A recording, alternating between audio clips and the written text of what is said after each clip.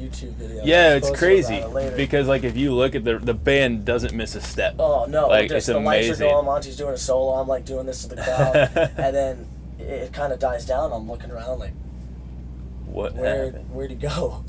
Like where did he go? And I mean, we have like a deluxe edition of This War Is Ours, and if our fans have ever seen that DVD, Max used to do like stupid funny stuff all the time, and there's a scene in the DVD where he just walks off stage, but it's just playing bass in the hallway.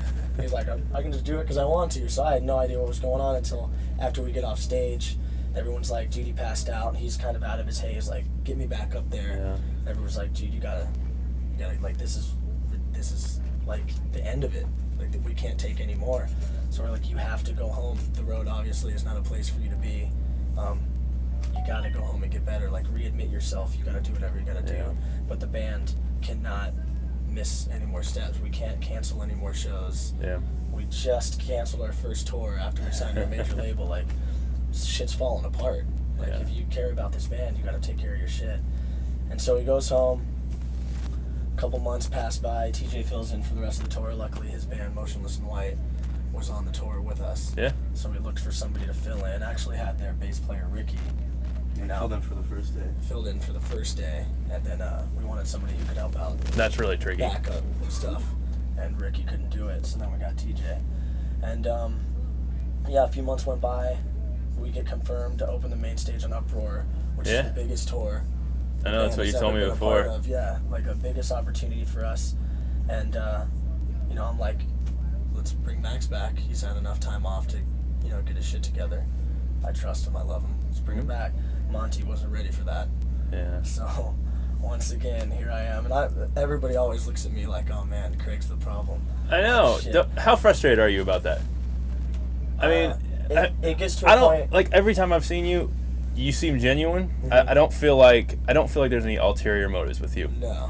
And I feel like, you're genuine in what you say and what you do, and I don't think you have any ill feelings towards anyone, genuinely. No, I mean, I've been through it, man, and I went through the same thing all these guys went through before I joined the band. I lost my band, and I resented the guys in that band for it, and I went online and talked shit about them, and that can only do so much. Yeah.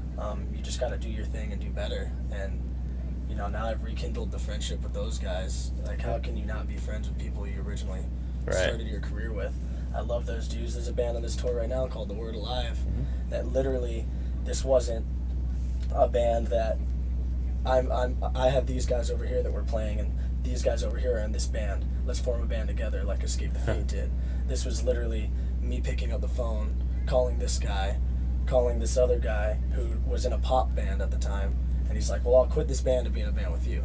Literally put this band together, and then they replaced me so that they could sign to a record label and start touring, which obviously, and then I resented them immediately, but how can you hate people for wanting to tour and do what they want to do? I was out on the road with Escape the Fate. Yeah. These are local guys I called up, wanted to do something with them to give them an opportunity, and I was holding them back. Sure. So they had to replace me, and everything happens for a reason, and I love those guys now too, but back to the Uproar thing before we get lost. I know. It's just interesting because you guys have such a story to tell, and I just want much shit to tell. It's like no matter what you do, people are gonna judge it, and so I want you to have your story out there and in plain words, Everybody happy, man. Oh, I know. It is impossible, and it's to the point now where there's like two sides, and there's always been kind of two sides with the old singer or whatever, and everybody has their thoughts on stuff, and when a band replaces their singer, it's not the same band anymore. Right. No shit. Obviously, it's not the same band anymore. Yeah, of course. And if you're going to say that, then Bless the Fall is not Bless the Fall anymore. Right. The Word Alive is not the Word Alive anymore. And they probably would all agree with that. But you know what? Bless the Fall, the Word Alive, and Escape the Fate were not necessarily very successfully established bands at the time of my departure, at the time of his departure. National touring bands at best. Yeah. Nothing else.